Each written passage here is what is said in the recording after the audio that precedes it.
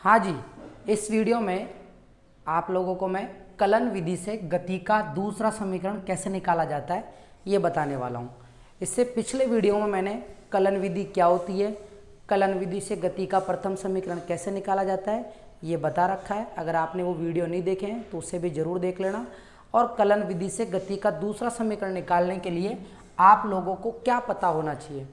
ये तो हम जानते हैं कि गति का दूसरा समीकरण विस्थापन को बताता है। किसको बताता है? विस्थापन को।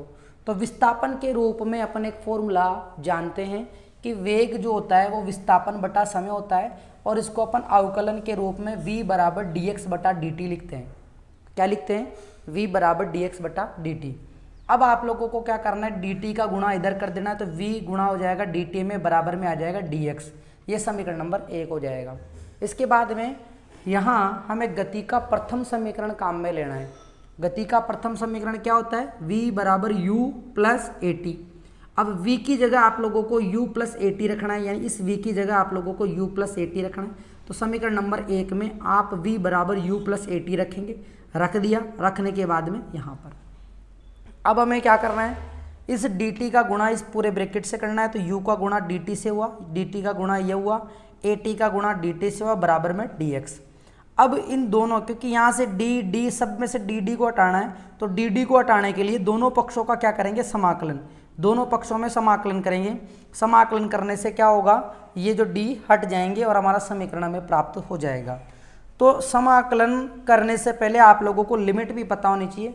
यहाँ पे आप समाकलन करोगे तो यहाँ पे समय का फलन है, तो समय की लिमिट क्या होगी? 0 से t। यहाँ पर भी समय का फलन है, यहाँ पर लिमिट समय की क्या होगी? 0 से t।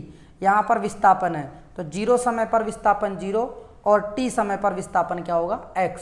इस तरीके से अपन दोनों पक्षों का समाकलन करेंगे।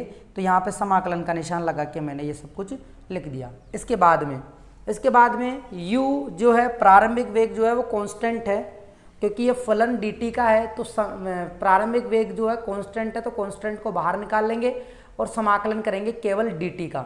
इधर त्वरण कांस्टेंट है, एक समान त्वरण बोल रहे हैं, तो त्वरण कांस्टेंट है, तो एक को बाहर निकाल लेंगे, t dt। इधर ये तो dx का क्या होगा? समाकलन होगा। अब आप dt का समाकलन करते हो, तो dt का समाकलन करते हो तो ये d हट जाता है, तो dt का समाकलन केवल क्या आता है? t।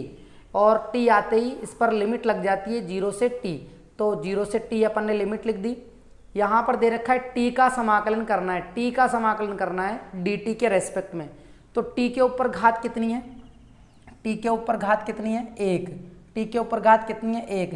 तो मैंने आप लोगों को बता रखा है कि अगर आपको ऐसे समाकलन करने के लिए बोला जाए तो आपको क्या करना है, इसके ऊपर 1 घात दे रखी तो आपको 1 घात ऐड करनी है, और जो ये टोटल जो पावर आ रही है उसका भाग लगा देना है। 1 रेख करेंगे तो कितना आएगा? 2। इसका फॉर्मूला यही था, x की घात n dx। अगर आप इसका समाकलन करते हो तो x n+1 बटा n+1 आता है। इसी के आधार पर मैंने t की घात 1 का समाकलन किया, तो वो आएगा t की घात 2 बटा 2, और यहाँ पे लिमिट लगा दी 0 से t।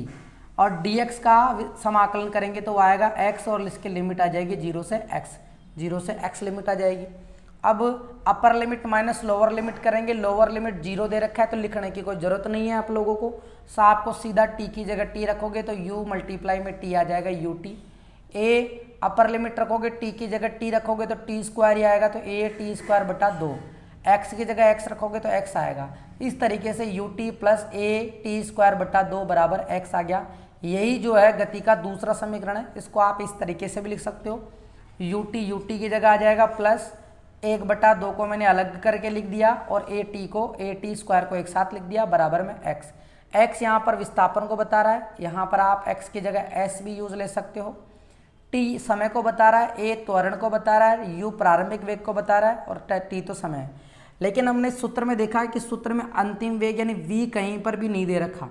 v कहीं पर भी नहीं दे रखा, तो आप ये मान लेना, अगर आप कोई न्यूमेरिकल करते हो, अगर उसमें अंतिम वेग नहीं दिया जाता है तो गति का दूसरा समीकरण काम में लिया जाता है। इस तरीके से अपन ने कलन विधि से गति का दूसरा समीकरण कैसे ज्ञात किया जाता है ये हमने जान लिया। अब नेक्स्ट वीडियो में अपन जानेंगे कि कलन विधि से गति का तीसरा समीकरण कैसे प्राप्त किया जाता है।